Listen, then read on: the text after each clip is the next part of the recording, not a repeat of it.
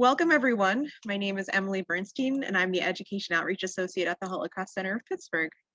The Holocaust Center of Pittsburgh connects the horrors of the Holocaust and anti-Semitism with injustices of today. Through education, the Holocaust Center seeks to address these injustices and empower individuals to build a more civil and humane society.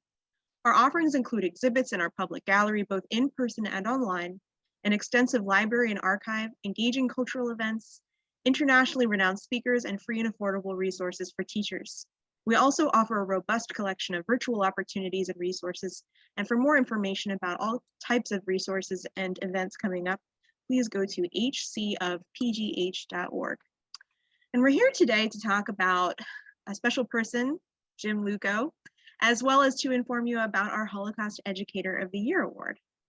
The Holocaust Educator of the Year Award has been awarded by the Holocaust Center for about 4 years running. It was created to promote and recognize the importance of Holocaust education, and the award is given every year to a Holocaust educator who inspires critical thought and personal growth through the lessons of the Holocaust. The winner of the Holocaust Educator of the Year Award receives $2,000 of unrestricted funds to further Holocaust education in their classes. The school in which the recipient is employed also receives $1,000 to support the teaching of the Holocaust. For more information about the Holocaust Center of Pittsburgh and our upcoming events, you can also go to our events page at hcofpgh.org/events. So I want to welcome Mr. Jim Lucot here, who won our 2021 Holocaust Educator of the Year Award. Congratulations. And I want to introduce you to the crowd so that they can know a little bit about you before we get into our conversation. Well, I'm tremendously humbled, and I know a lot of people that teach this in Western Pennsylvania, and just to have my name with them is an honor, and I'm very indebted to this. I'm very indebted to the center because the things we're going to talk about in this interview are all dependent on my interactions with the center.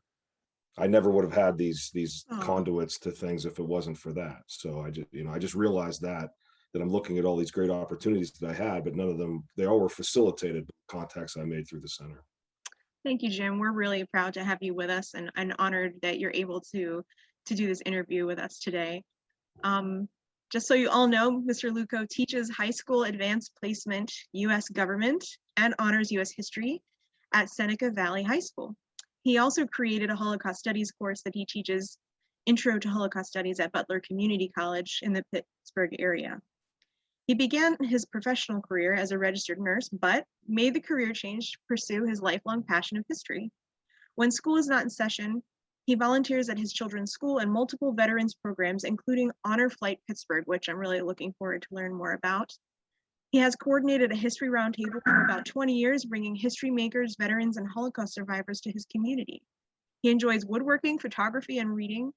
His personal academic research is the Holocaust, which has taken him to Poland and Israel on educational studies, and we're going to learn a little bit more about that too. He received a BSN from Duquesne University, an MSA from the University of Notre Dame, and Pennsylvania State Education Certificate from Robert Morris University. And currently, he's working on a master's in Holocaust and Genocidal Studies at Gratz College. Completed it. That's awesome. And he's also written an incredible book called My Prison Had No Bars, which we're going to learn a little bit more soon. So Jim, we're so pleased to have you with us today. What an introduction. We're excited to learn more about you and your journey and your approach to World War II and Holocaust education. So welcome. Thank you. So you've had quite a journey to lead you up to this point in your career. Could you please share more with us about your background, both personal and educational, that led you into the field of teaching? Well, I mean, personal, I have an uncle who was killed in the war, and I don't have any memory without World War II in it. So when I was a little boy, my grandma, we would go to the cemetery all the time. And so my earliest memories were World War II. And I remember my grandma explaining to me that our family had to sacrifice him to stop what was going on in Nazi Germany. And that was a lot to handle for a 5-year-old. But as I continued on, I started to realize how important that was for her. So World War II records are all classified. So when I got older, I made up my mind to try to find out how he was killed because my grandmother never knew that. So it took me 6 years, but I researched his complete platoon, and there was 3 men still alive that was in his platoon that day that he got killed, and I found all 3 of them. Wow. So that I guess that was the foundation. And when I got to be, I'd say in my 20s, I just started to research Holocaust survivors in Pittsburgh, and then I would just contact them and go meet them and interview them. So that's interesting. So even while you were going for a nursing degree, you were still very much involved in this Well, world. I grew up with a family of steelworkers, and there was no college before me. And at that time in Pittsburgh's history, medical was the way to go, and I enjoyed that. But I honestly didn't even know you could major in history when I went to college. I didn't, and it was just it's just something I always did on my own. And I went to Catholic high school, so I didn't have to be certified to substitute. So I would substitute at my high school. And my headmaster told me there was a program where you could become a teacher pretty quickly. And he suggested it to me. So I did that, just dabbling in it. I'd take a class here and there. And then finally I was finished and I got a teaching certificate. And I thought this might be something to do when I retire. And an opportunity, came up, and I thought I'll just try it out. And 20 years went by. Here you are. Yeah. Yeah. And I think as a historian, you go through your periods of Civil War and your periods of World War II, and you go through your eras, but Holocaust for me never changed. It just increased. It never wavered. It just increased. And so I was doing it on my own. And the really only thing I had at that time was Barnes and Noble and Squirrel Hill. That was, pre-internet. And I can't even remember exactly how I got affiliated. It was with Dr. Edie Neve. Mhm. Somehow I met her, and then I got to the center, and well, you know what it was? It was through survivors. That's what it was. Some survivors that I knew, they said, you should go over to the center and meet Edie Neve. And I had no idea that even existed. And so it was through survivors. That's how I got affiliated. That's great. And that's so personal. It's such a personal connection. What, so you finally ended up in the field of teaching, and what qualities, since in all the time that you've been teaching, what qualities do you think of in great teaching or in a great teacher? Well, you have to be passionate about what you're teaching. You just have to be, has to carry you. But also you have to be completely honest with your students. I thoroughly all computers and phones out, and I like to be fact checked always while I'm lecturing. And my students don't even raise their hands. They'll be like, that was actually this year, and it was actually this year. And I love being fact checked. But you have to be completely honest with them all the time. And if you have Like the those, Valley Snopes. yeah, I like it. I have my college students do it too. And I tell them, I said, if you meet anyone that tells you they know everything about a subject, you should just get up and walk out, because that's not the person that you want. And I learn from my students every year. Every month. They bring things to me, and I read their papers, and it's amazing perspectives and insights and opinions that I wouldn't pick up on. And but I think those two things, if you're passionate about what you're doing every day, and you're honest, everything else will take care of itself. Those are wise words, very wise. Now, honing in on the specific topic, how long have you been teaching about the Holocaust, and what inspired you to begin teaching it? Well, I started 20th century U.S. history, and obviously World War II, that's a small section. So, I teach World War II for 7 weeks. So I was just like every other teacher, where I was teaching it in chronological order. Through the center, I got affiliated with the Jewish Federation for the Righteous, and I got picked to be one of their fellows. So I went to Columbia for the summer program, and something clicked in me there that I don't like history in episodes. the New Deal didn't happen, then it was over, then something new. I don't like that, and I don't use a textbook. So I try to tell the kids it's like a tapestry. We're affected by the New Deal today, and we're affected by the Korean War today, and you just don't put it to an end and then begin something new. Well, I was doing that with Holocaust, and then I realized, how can I just talk about Hitler in 1933 and then have these kids to understand how all this happened? So I made up my mind. I teach anti-Semitism on the first day of school, very first day of school. And then we talk about, 1890s, World War I, roaring 20s. I talk about anti-Semitism through that whole entire time, and including what's going on today in the world. I mean, there's anti-Semitic events all the time. So I introduce those as well.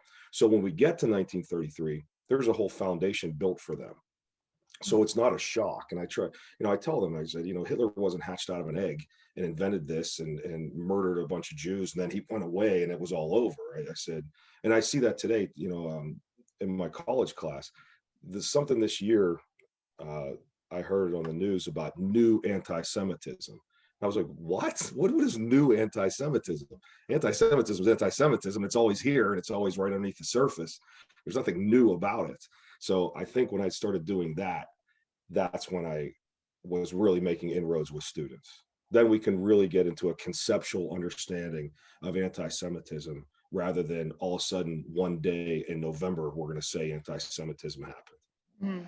I don't know if that answers your question, but so I do it first day and I do it on the last day of school. We go all the way through, and I think they have a more qualified and quantified conceptual understanding of anti-Semitism, just introducing it on that one day.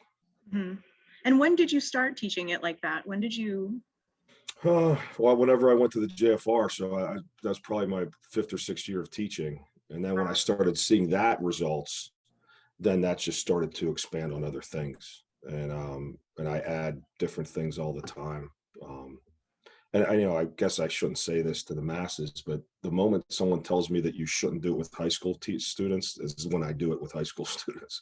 So I use Holocaust fiction. I use different films. I use different, I don't think I could do that if I taught the old way. But since my students have such a strong foundation, I can introduce these things and they can comprehend it. I have no difficulties. And like I said, I've used Holocaust fiction very, very successfully, but they understand it's fiction, and they understand why it's fiction, and they understand why we're using it. So it's responsible. Basically. And you're modeling that responsibility to them too. So that's incredible, Jim. I know that you did some traveling too. That I know that the Jewish Foundation for the Righteous is such a phenomenal experience. But I know that you did travel a bit to Poland and Israel. So I'm wondering how that also informs your teaching. You're going to have to help me. I don't want to mispronounce this. Pritzker's? Is it Pritzker's bookstore on Murray Avenue? Pinskers. On Murray Avenue. I apologize. I was in Pinskers one time, and this lady came up to me, and I was asking for specific books. And she said, "Do you know Sippy Gore?" And I said, "No, I don't." And she said, "You need to meet Sippy Gore." So that's how I got affiliated with Classrooms Without Borders. And so when I got affiliated with them, again, my timeline is a little off, but I was actually planning a trip to Poland myself. I was going to go alone because I felt it was time. I had a chance to go to Poland years before that, but I didn't think I was ready for it at that time. And so I felt I started researching, how I was going to do my trip and everything. And then I met Sippy Gore, and through someone we mutually know, she called me and said, "I'm going to take you to Poland. You're going to come to Poland with us." And so then I went to Poland with Sippy Gore, and I met Avi Ben-Hur. And then when I was in Poland,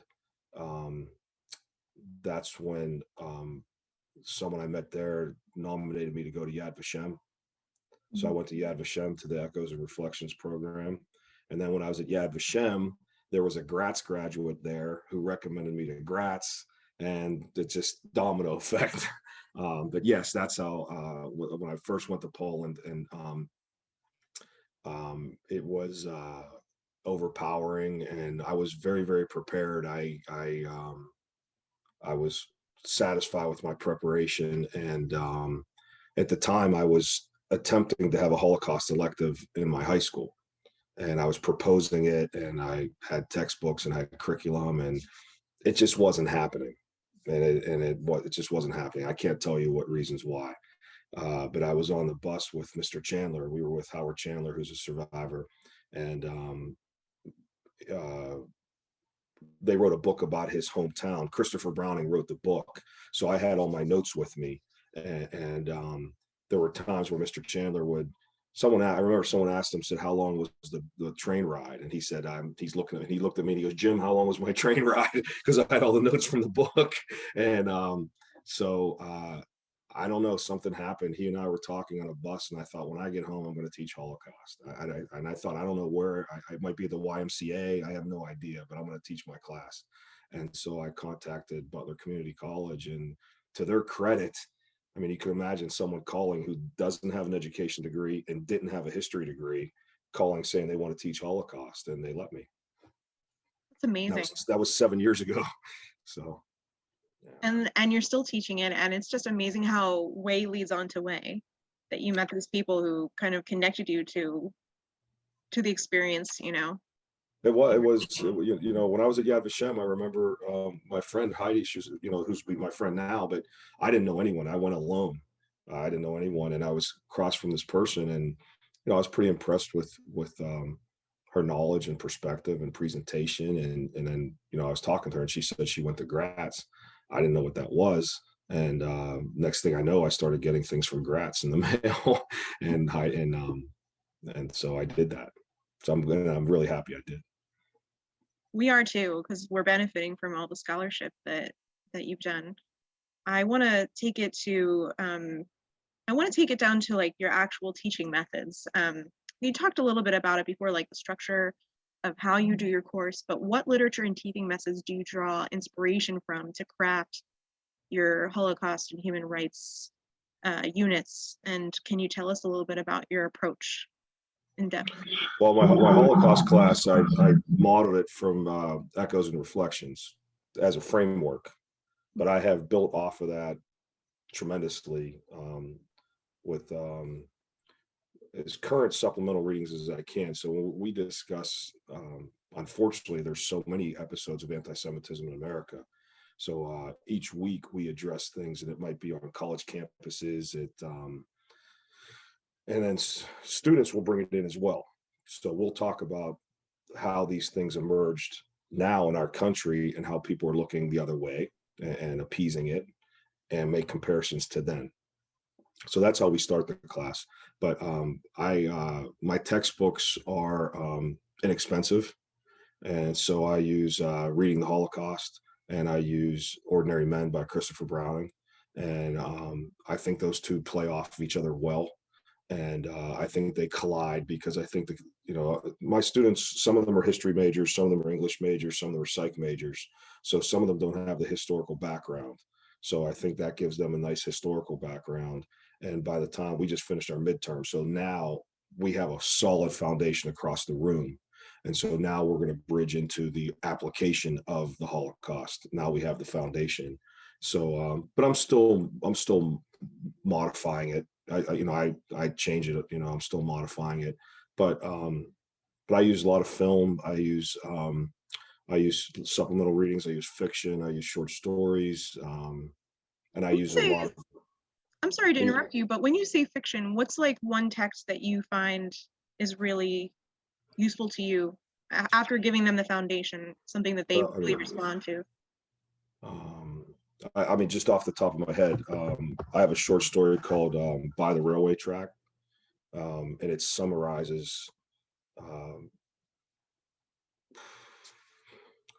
This is so hard. Okay, this is what we're doing right now. This is controversial. I don't really believe in bystanders. I never did. I don't believe in the bystander concept. I think you could be a bystander for 1 minute, maybe an hour, maybe a couple days. But after you accept what's happening and do nothing, you're a collaborator. I don't believe you can be eternal bystander. So in this short story, that's what I have my students read. And there's a woman who jumped off a train and she's injured and she's laying on the side, and people just keep walking by and engage her. And there's a young man and there's an old woman and there's police officers, and basically they treat her as less than an animal, because if you saw a wounded animal, it would be humane to put the animal out of its misery. Well, this woman is suffering and nobody does anything about it. And I try to get the students to have insight into those individuals, because I am very alarmed of this role-playing nonsense where teachers want to role play, and that happens. It still happens, and that is terrifying to me, that we're going to attempt to role play what this felt like. And but through this short story, we can have insight into these people and what they did and what they didn't do, and why maybe they didn't do it. And I think that's where fiction is an asset. It's an asset, because when we think what we may do, that's fiction as well. So I think that clicks, and it's really interesting the insight students have, because it introduces at the beginning of the story that if you help any of these Jews, they'll kill you. Yet all these people are interacting with her and no one's having any consequences. One person gets her vodka and one person gets her cigarettes, and they talk to her, and and they get her things, but there's no consequences for anything. And so it's interesting when students see that and say, well, wait a minute, I thought if you help them, you're going to get punished, and yet no one gets punished. And then there's an older woman who helps her, and it's really interesting when students figure out that the old woman helps her because she lived before the Nazi regime. Jews were her friends probably in the neighborhood where she lived. And she realizes this is not a permanent situation. And it's really, really powerful. I can share it with you if you want. Oh, we would love that. In fact, for everyone who's viewing now, there's gonna be a list of resources underneath the things that we're talking about and some of our standard resources. And if you could share that, that would be wonderful. Well, I was at a speaker through the JFR, and they told me this is not for high school students. And immediately I took it home and I thought, we're going to do this. And it's delicate, it has to be presented in the right way. And I reinforce it over and over again. And I tell them all these things did happen. It just didn't happen in this consolidated little short capsulized story. And it's great for time. But I've used that through all my Holocaust classes and my honors classes. And it's powerful. And students have contacted me in college and say, what was the name of that story we read? I want to give that to my professor and talk about that. So that way I know it works. So that's, you kind of took the response out of my mouth. It's just so powerful that it resonates with their personal story so much that they're calling you after the fact because they want the story again. So that's something that, to me as an educator, I see that and I think, oh my God, that's amazing at educating, that they identify with it so much that it's part of them. Well, we like to think that we would do something great. But you can see these people, that some people just walk by and don't look, and they are the bystander that becomes a collaborator. But these other people, they try to assist her as much as they can. I had a survivor friend. I'm sorry, my friend, she wasn't a survivor. She grew up in Berlin as a social democrat. So she lived from second grade to her senior year under the Nazis. And she told me when she would have to Heil Hitler, she'd bend her elbow all the time. And that was her resistance. That was what she could do. And so that's what I try to tell my students. I said, there's I'm not saying that you had to get a gun and do something heroic. But everyone has a chance to resist. And if you comply and appease, you're a collaborator. And I know some people don't agree with me on that. And I've been in through those discussions, but it's okay. It makes our discussion interesting. Yeah, I think the lifespan of a bystander is very, very short. Well, any resources that you would have to help teachers address that concept, even of bystanders or not having bystanders, we'd love to have that so we can share. I have another thing. I have a film that's made in 1960 in Poland, and it's called The Ambulance, and it shows. Do you know this film? I've heard of this film, yes. Okay. Well, I use that film in class, and we watch it together, and then I send them home, and it's the symbolism of the ambulance, and it's interesting because it's obviously made by Poland, so it's only Nazis, and there's nobody around, and I think you can make direct correlations to what's going on in Poland today, because of how they made that film. And I'll say to the students, why isn't there anyone else in the film? Why is no one in this film other than these four Nazis? And it's interesting when they can make that correlation to what Poland's doing today legally about changing their history and their involvement. But the ambulance is very powerful. Thank you. I'm going to definitely put that in our links for teachers to take a look at, especially our novice teachers who are looking to explore a little bit of some different options. So how do you feel, you obviously put a lot of thought into this recipe, right, of this education recipe.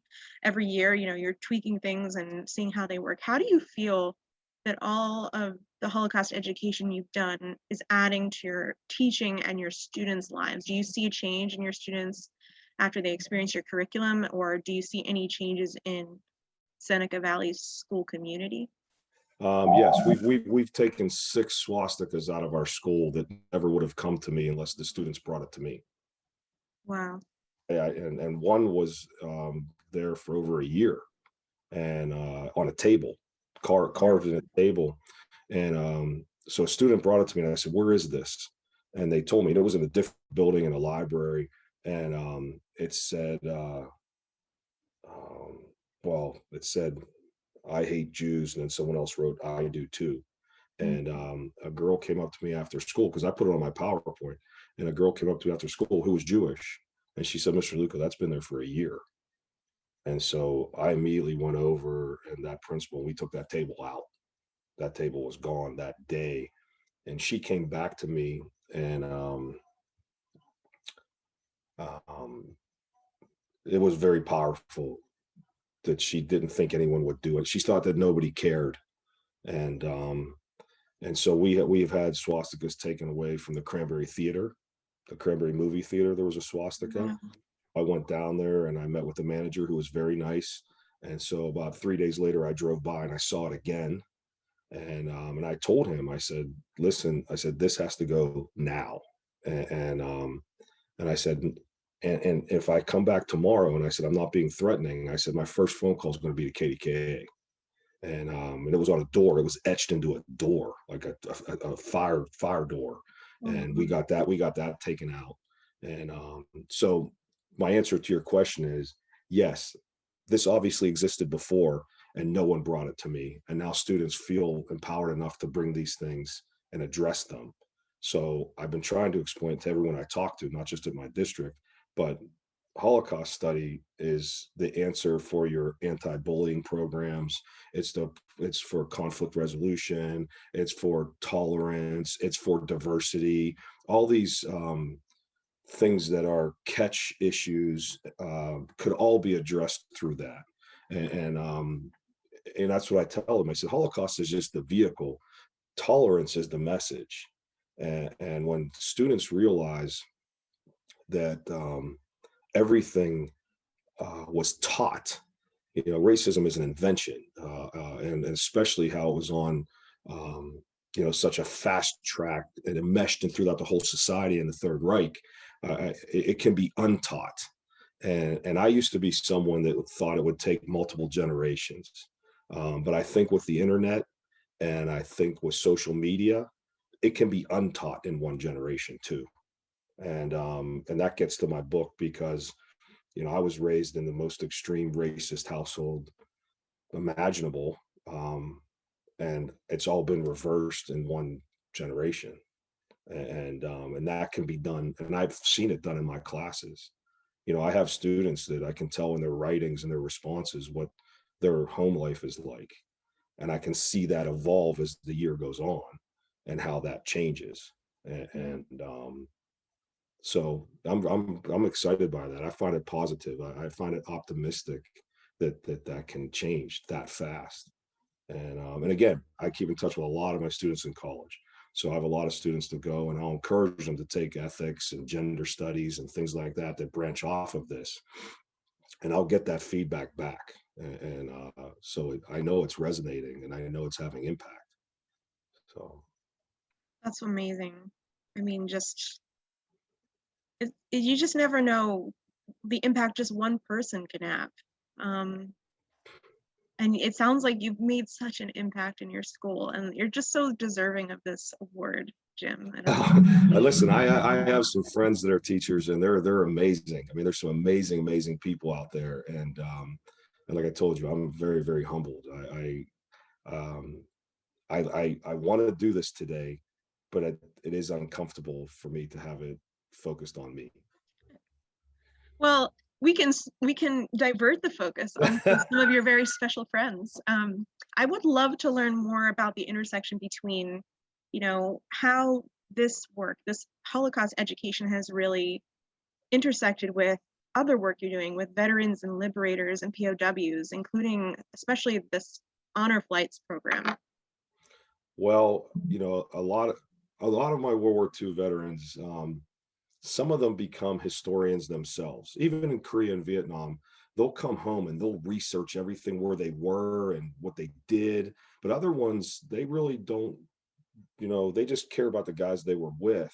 And when I started trying to explain to them about liberation, because I had two really close friends who were liberators, and they didn't know each other.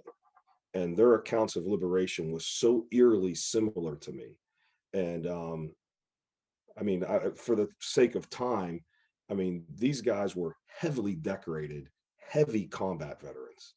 I mean, heavy. I'm talking D-Day, Market Garden, Sicily, Anzio. I mean, and the Battle of Bulge at the end. So, and wounded. And I try to explain it to people. They were both. One was an officer and one was a sergeant. So they were both prepared to die. They were both prepared to kill. They were both prepared to order men to kill. They were both prepared to see their own men killed. They were prepared for all of that, but they weren't prepared for liberation. Mm-hmm. They weren't. And I was saying this when I went to JFR a long time ago, because no one really talked about the liberators back then.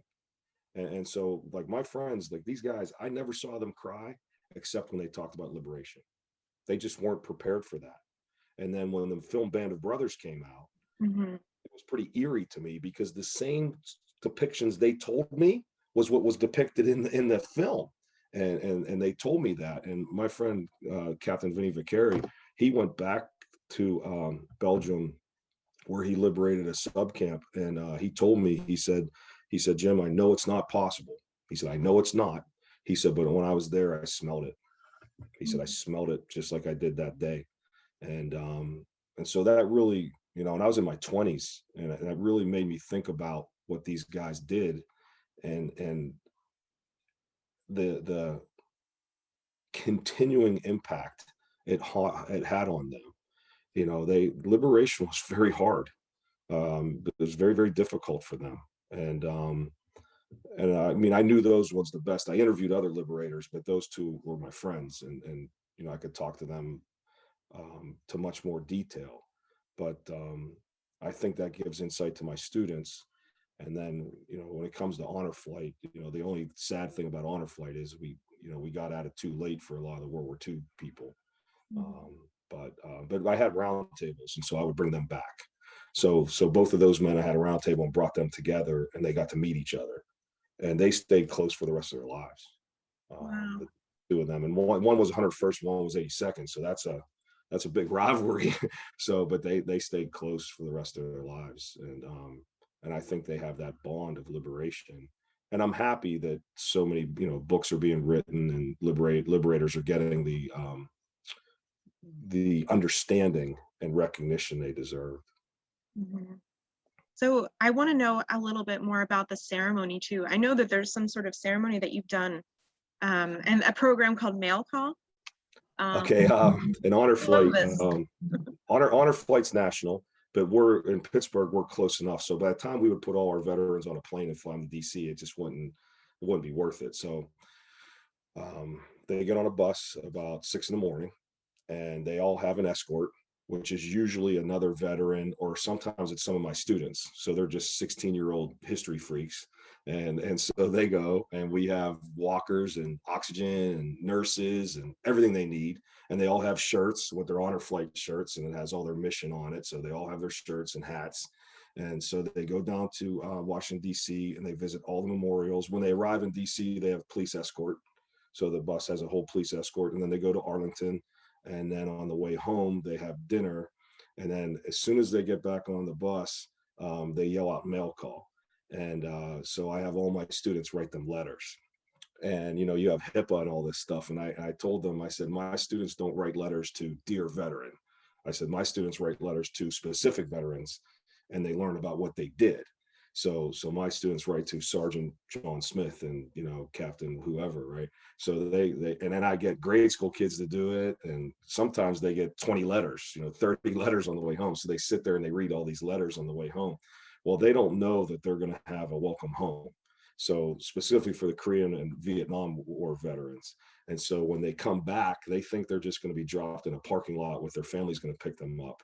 But when they come back, I have the fire department and they put the ladders up with the flags, and sometimes we have fireworks and they pull up, and then we have the honor guard with the sabers, and I have all my students there, and we'll have different themes. Like sometimes we'll bring like flags that you put on your house, like not little flags, the big ones. Mm-hmm. And then they come back. And so we have and now, since we had 6 missions, we have a lot of guys that went on honor flight before. They'll come back just for the welcome home.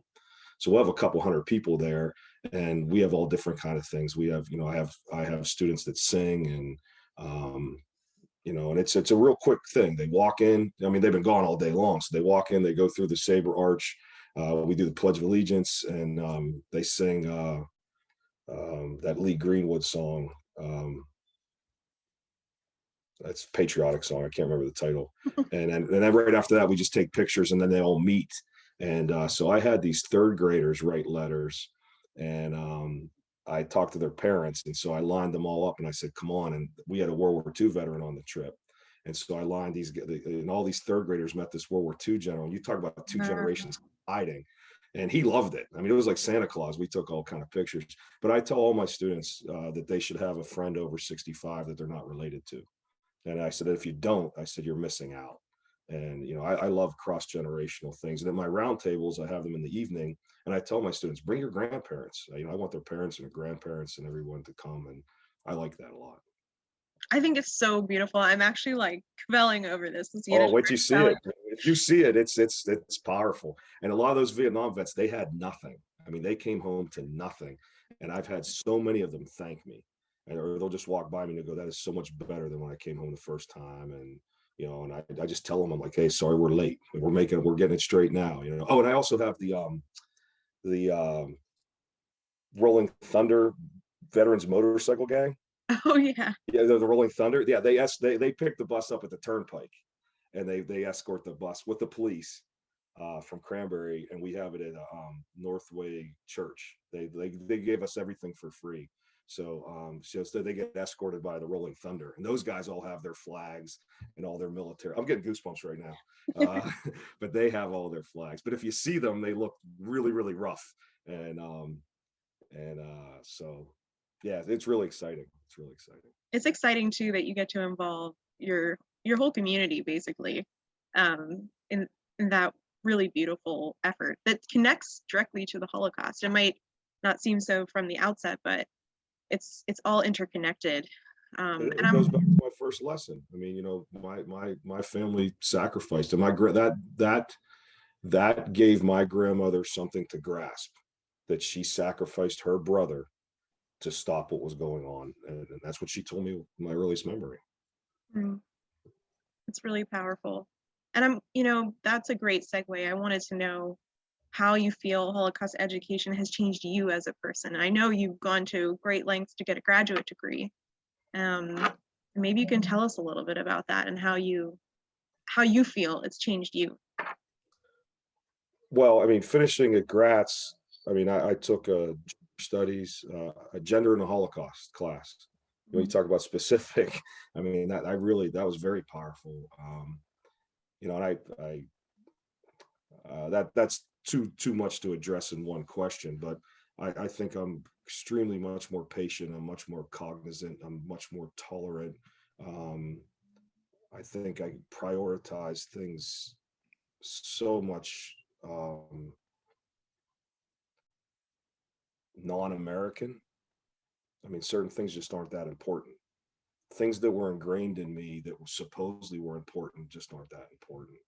And I'm really I really think that we all need to continue this with extra exerted effort in our current state of our country to share and exemplify and model tolerance everywhere. Um, yeah, it affects all my life. It affects me when I'm driving. It affects me when I'm at Giant Eagle. Yeah, it does. I'm a better person now. Mm. It's just, I always love to hear how it affects people personally, because it's such a personal topic. It's not just something you teach from a textbook. It's something that really is about being human. I don't use textbook. Exactly, Yeah, From the man who yeah, doesn't use a textbook. yeah. No thanks. But you did do a lot of traveling. I want to make sure we touch on that too, because you have not just to Poland and Israel, but your research at Graz has led you to all Well, of I also went to a Holocaust study in Greece Okay. with Classrooms Without Borders, and Avi Ben-Hur was with us on that as well. And I almost got in trouble because there's I think rules that aren't enforced are made to be broken, especially when I travel. So there was one concentration camp in Greece, and I wanted to see it, and so I went off on my own trying to find this, and I didn't realize that it was on a military base back then, and it's still a military base now. So I just walked in, and I wasn't allowed to be there, but I wanted to see where the concentration. The brave man. Right. But no, getting back to that, I've been pretty fortunate. I've been able to travel across the United States pretty extensively, and I always keep notes if I'm going somewhere, what I want to see, and if I'm going somewhere new, I like to visit Holocaust centers if they have them, and I like to see Holocaust memorials if they have them, and so it's just something that I did over the years. And then when it came to write my thesis at Graz, we were talking about all different categories and subject matter, and it just evolved into Holocaust memorials in the United States. And I really didn't know where that was going to lead me to, because I've seen different memorials, and I really didn't do any. I didn't even know there was research done in that field, and so um, I started to look at why and when they originated and what their goals were. And right after the war was over, some cities built them solely as a place to go for their own memorization. They had no parents' graves, they had no family graves, so they created one for themselves. It wasn't I wouldn't say it was more of a monument than a memorial. Mm-hmm. That's not even true. It was a memorial to them. It was a memorial to them personally, not to people outside.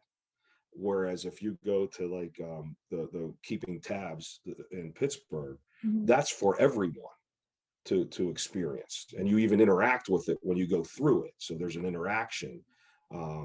So I started to concentrate on that, and so I wanted to find out how they originated. And for the newer ones, it was easy. Like with the paper clips in Tennessee, I just went down there and I met her and got to meet her and talk to her directly of how she did this. And but obviously in Washington D.C. but like in Baltimore and Cleveland and Philly, those were older ones, so that exploration was a little bit different. But in Cleveland, I actually met 3 of the people that originally decided to build it in 1961 in their living room, and they're still alive. And I said, why did you do this? And they loved it. They loved it. They said they had a card club. They were playing cards, and they just started talking and said, we should build our own. And they did. And Wow. so it was, so I could see the 2 differences in Holocaust memorization and what their purposes were.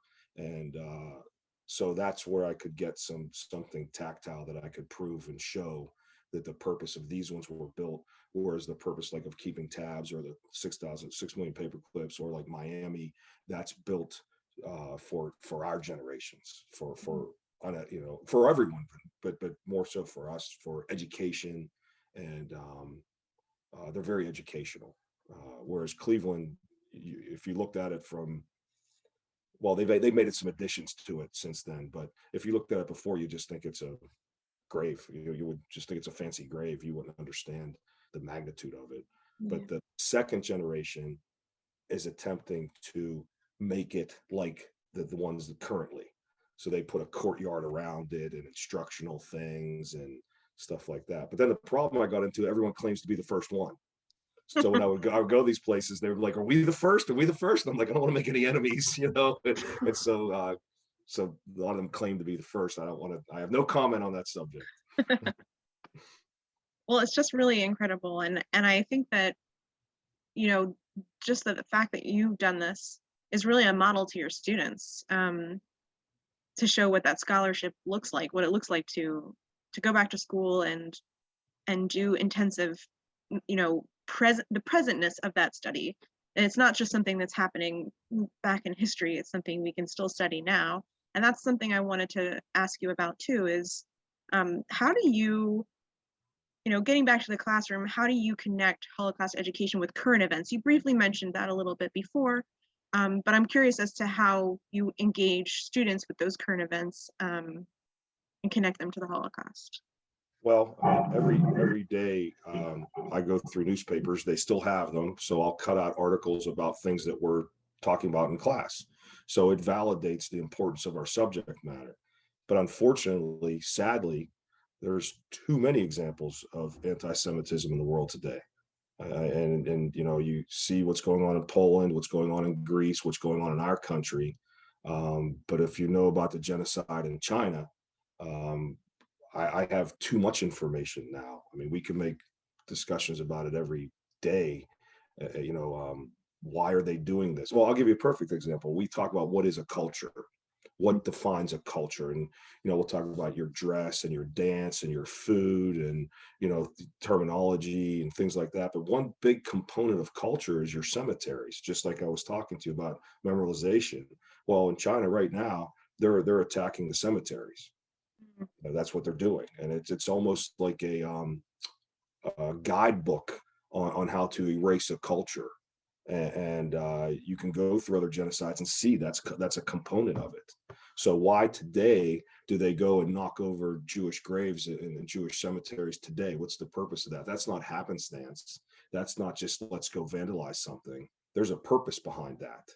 And when they understand that more conceptual global understanding of anti-Semitism. You know, this isn't spray painting swastikas on the Jewish fraternity at Penn State, which happens a lot, and other campuses. So those things I can tie in anytime I want. But the genocide in China right now, it's like a framework of what they're doing, you know. And if you talk about you know, the Nuremberg laws where they wanted to stop Jewish births, you know, that's what they're doing in China right now. They cut the births in half right now. So you can make these correlations, you know, it's too simple. It's frightening to me. I like it when it's harder. I like when it's harder for me to try to do it. It's too easy today. Yeah, unfortunately it is. But the fact that you're able to talk about something that even among scholars is still strangely considered controversial, it's amazing that you're doing this with high school students and that they're becoming aware of what's happening hundreds of thousands of miles away from us. But really, it's not just their story, it's everybody's story. I have sharp students. I have to be on my A game. I mean, I really do. There's no Aren't you day lucky? off. Yeah, no, I admire it. But I have sharp students, and some of them get very involved in these issues. You know, they're very important to them. And you know, when I teach AP government, I explain, you know, this is life without a constitution. You know, when you erase a constitution, it's anything can happen, and so it all comes around. You know? Yeah, when you were talking about China and the cemeteries, it reminded me of 1984, and his career in erasing history. Well, like, you know, in Poland, that's what they're doing in Poland. And when we were in Poland, that law didn't exist. And so a lot of the things that we were talking about in public on sidewalks would be illegal right now. Yeah. I have pictures of it. I mean, I have, you know, Avi would be in big trouble if he tried to do that today. What we did, and that's shocking. And then when we were in Greece, that Greece has a neo-Nazi political party, and we actually saw a rally. And if I say to you a neo-Nazi rally, I can hear you think 50 guys, 100 guys. There were thousands. I mean, I saw it. It was thousands right in daylight, and they didn't win any elections. But if I wouldn't have believed that if I didn't see it. I mean, it was thousands. I mean, it was massive, and that's frightening. So I want to go a little bit deeper into this current events question. Now, you briefly touched on this too, but going deeper and following up, recent events in our country have been pretty heavy, including but not limited to, the COVID-19 pandemic and nationwide riots against police brutality and systemic racism and violence precipitated by the current political divide. Do you think there are lessons that could be taken from the Holocaust to grapple with these difficult topics that are happening right now? My assumption is you believe yes, but I'm wondering. It's a touchy subject. It's very touchy for me because parents are very concerned. Students never know my politics. So I keep track of how many political cartoons I have that are anti this and how many are anti that. And, the principal knows exactly what I do. And this is a debatable word, but I think it's a positive word. And I like to provoke my students. Some people say you shouldn't. That's not a. I don't. I like my students provoked, and then I like them on their edge. And it's lively. It's unorthodox. I tell parents all the time. It's very loud. It's very unorthodox. But no one's pulse rate should change about what we discuss. And if anyone's pulse rate is changing, then they have the issue. And so I don't have, I don't have personal problems like that. But it's very delicate in talking about today's political arena. But we had a politician who and he talked about denying that there was systemic racism in America. And that was very controversial in my class because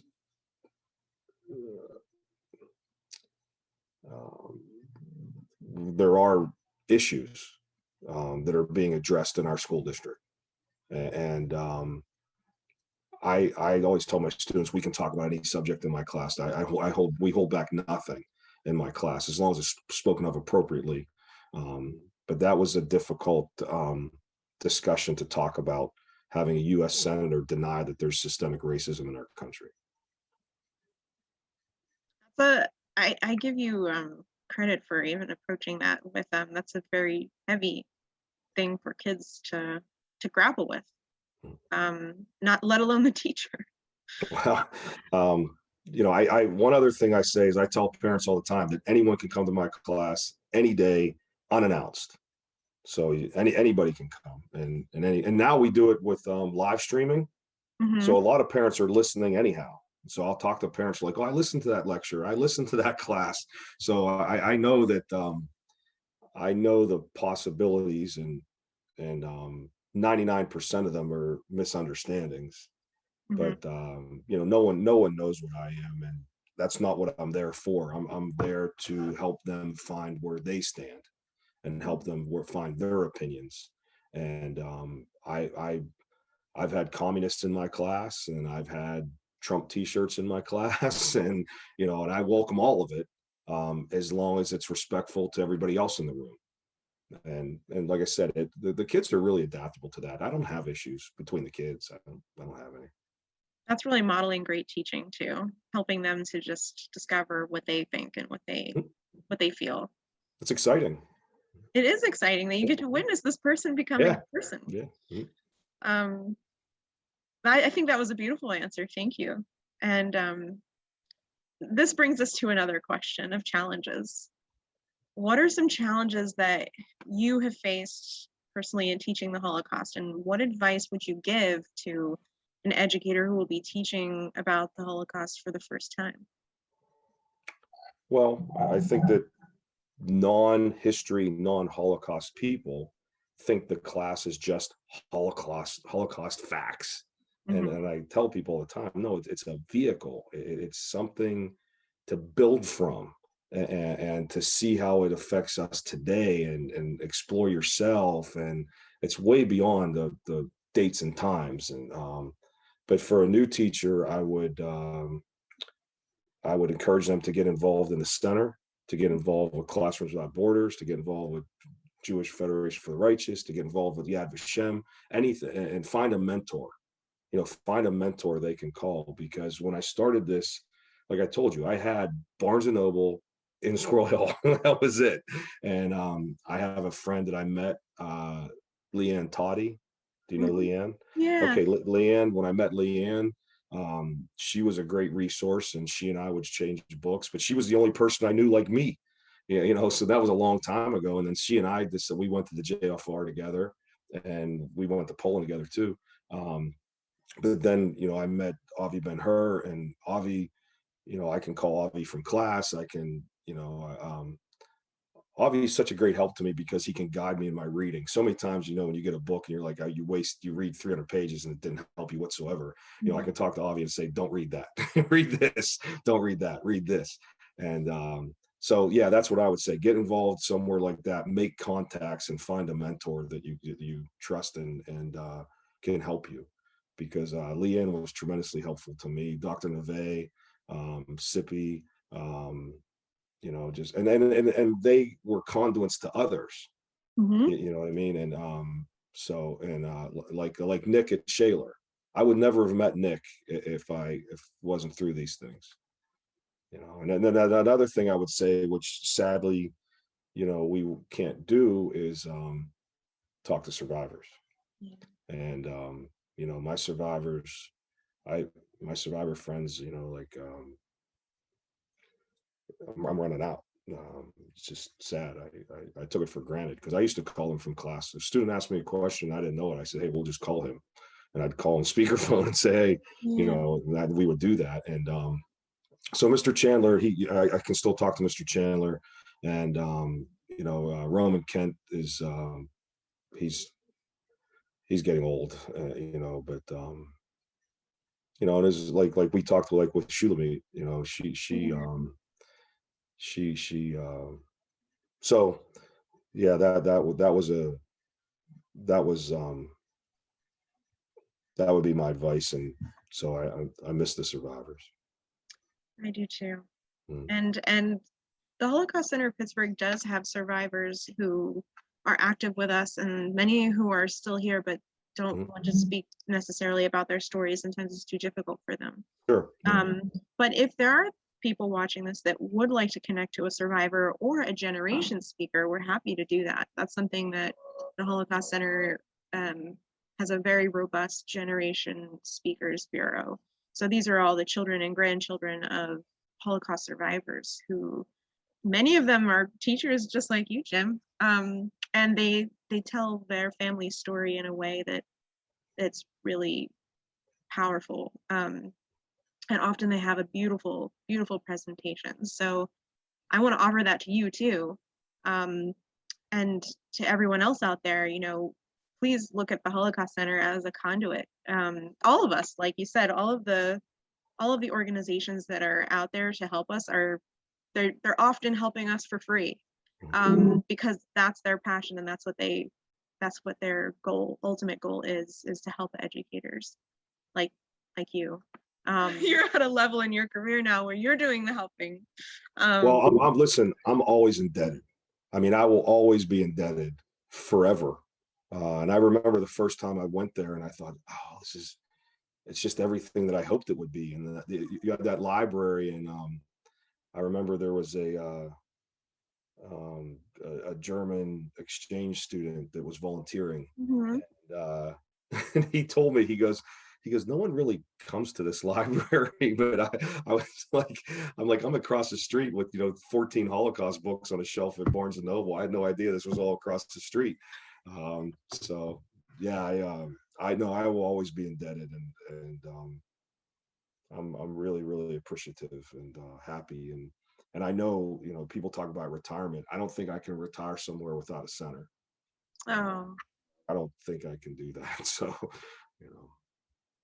I think that, I mean, I can't wait for the day when we can have you in our library in person. It's kind of a lonely place here and in person at our offices, but we're doing so much online. It's still not the same. I think we're really looking forward to having people visit us again, and especially yeah, teachers. I miss the community. There were so many things occurred in the last year that had it not been for COVID, we would be somewhere and we would go out afterwards. And I miss seeing everybody.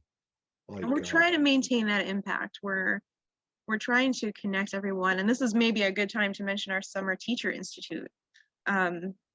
More details about that to come, but we're going to start hosting a virtual gathering for teachers to maintain that connection, because you're right, it's really hard to maintain that impact, the personal impact, during this virtual world, but somehow we're making strides little by little, and it seems like you're really making them too. It's something that hasn't really come up in any of my other interviews, this idea that you're not just educating students, you're educating their families. That learning is so different now. Well, it's interesting at Seneca Valley because I've probably had a dozen students whose one of their parents, mostly their fathers, were Jewish and they were raised Catholic. And so they come to me and they want to know how Jewish they are. And I'm like, well, we wait a minute, so I immediately call their parents, and their parents, they get excited that they're being recognized. Mm-hmm. And when I was at Treblinka, I saw these stones that were painted with the Israeli flag. So when I came home, I'm not an artist, but when I came home, I decided that I was going to make those for all my survivor friends. Mm-hmm. So I did that. And then I thought, well, I'm going to make them for the people that helped me. So I made them. Lauren has one. Mm-hmm. So then I thought, well, then I'm going to make them for my students that, are Jewish in some way. So I made like 50 of them, so I make them. And so, so it's really interesting when a student comes up to you and asks you, am I Jewish? How Jewish am I? And I'm like, well, that's, because that's a whole other question. Right. I mean, when I'm talking about like Michelin and first degree and second degree, and you're like, well, my dad's Jewish, but we don't celebrate. And so that's made a lot of inroads into families, and a couple of the moms, they're the Christian one, but they know more about Judaism than the husband, and so that's been a lot of fun too. Yeah, making those connections. Well, then when I went to Israel, then I had all them calling me, going, "You should go here and you should do this," and then I tell my students, I'm like, "You should go to Birthright." I said, "You should go and explore it. You could go to Birthright." So, yeah. I missed that train. I missed the opportunity to get onto Birthright, and sometimes I do think about that. So if you're a student watching this, you should do it. Absolutely, it's an amazing opportunity. My biological children, they get a kick out if we go somewhere that I run into someone that I know. And when I was at the Western Wall with Avi, I turned around and there was a guy I knew that was American, but he was on the Poland trip with a different group. I met him and I was like, "Hey, Mark," where would I come to? And I actually know somebody else. I said, that was really odd. Jerusalem is like that. I have to say, Jerusalem is like that. Everyone I know has a story, including myself. Well, I'll tell you one thing about going to Jerusalem. I'm at Yad Vashem from like 8 to 5. And then I went at 5 o'clock. I would just go everywhere they told me not to go. So I went everywhere. And I went to Notre Dame. So imagine me with a Notre Dame hat on and purely American. And so there's a Notre Dame Jerusalem. So I just walk in like I own the place because I went to Notre Dame, and this giant Jordanian guard came up to me and he goes, "Where are you going?" And I said, "Notre Dame," and he goes, and I pointed to my hat. I go, "Notre Dame." And he goes, I go, "Like Notre Dame, like South Bend."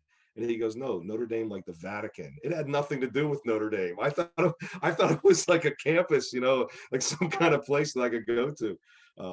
But no, I did. I have nothing but great things about Israel. Everywhere I went was nothing like it was depicted in the American media. Mhm. Loved it. I'm glad you had Love that experience. Yeah, loved Israel. Well, Jim, I just want to give you the opportunity. If you have any last words you want to share, any last thoughts before we conclude our interview? Well,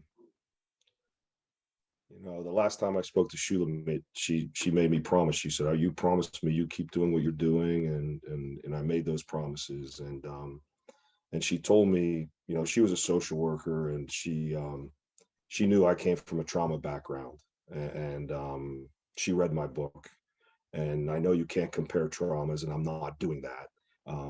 But she told me, she said, "You and I are a lot alike," and she said, "I think that's why you do what you do." And I never put those two things together, but that has to have something to do with this for me. And when I look at, Mr. Chandler, did you know Jack Sitzhammer?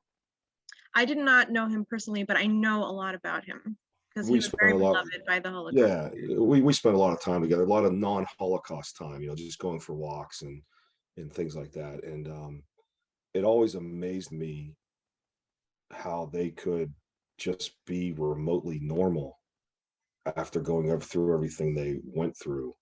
And Yeah. I think that's probably some of my attraction to them. But Shulam told me that, and I don't know. It motivates me. It inspires me. She. I don't know. I guess that's true. That's what she says. So that's her opinion. And it really, the way you've just presented yourself in this interview and all the wonderful, amazing work you're doing, you're a special person, Jim. And I think that she saw that in you, and that's a special connection to this material. And it is, at the end of the day, about this personal relationship with our survivors, who are, unfortunately, in the next few years, we won't have any left. So what you're doing is even more, I personally, I think it's divine, something that you're doing to help everybody, by preserving their memory and keeping it alive in a way that helps students think about their own humanity and help them decide who they want to be. So I just want to thank you so much for this interview. It was so meaningful and insightful. And we are so proud that you are our Holocaust Educator of the Year for 2021. And we hope that we'll be seeing you soon in person, and all the resources that you mentioned, including some of information about Shulamit, about Jack Sitzhammer, we can list under the video recording of this interview so that others can explore the Holocaust Center's website and hear their testimony. There's a very important exhibit called In Celebration of Life that we can share. And just to keep the memories going and to keep learning, I think is the message that you've given us today. It seems like you're always learning. Yeah, well, the more I learn, the more I realize I don't know. So even that is wise. Well, it's funny, Avi, just recently, Avi told me, he said, "Stop reading Holocaust." He said, "Read something else." that was what he told me. But no, I'm very, very indebted, and I'm very, very humbled, and I'm very proud. And I'm proud when I travel to say I'm affiliated with the Holocaust Center of Pittsburgh. And, I'm very appreciative to Sippy and Melissa, and, Melissa's husband, David. He took me to one of the Tree of Life funerals, and Melissa said, "You need to do this. You need to do this." And so David took me, and I'm just so indebted to that. I just, the opportunities that I've received is more than I ever imagined. I'm just extremely appreciative, and I'm always available, and I have a big problem saying no. So. Well, thank you so much. I'm so glad you said yes to this interview. And and for everyone who's watching, if you have any questions, please feel free to reach out to us. Our information will be below. Please stay tuned for more Holocaust Center events and opportunities. We will be having a Yom HaShoah Holocaust Remembrance Service on April 8th during the day. So I'll leave links below, as well as information about our Summer Teacher Institute, where we will be for the first time doing our institute virtually, and you'll be able to connect with our network of teachers, as well as some really interesting and engaging academics. So stay tuned for more. Thank you again, Jim. And I look forward to seeing you all next time. Thank you.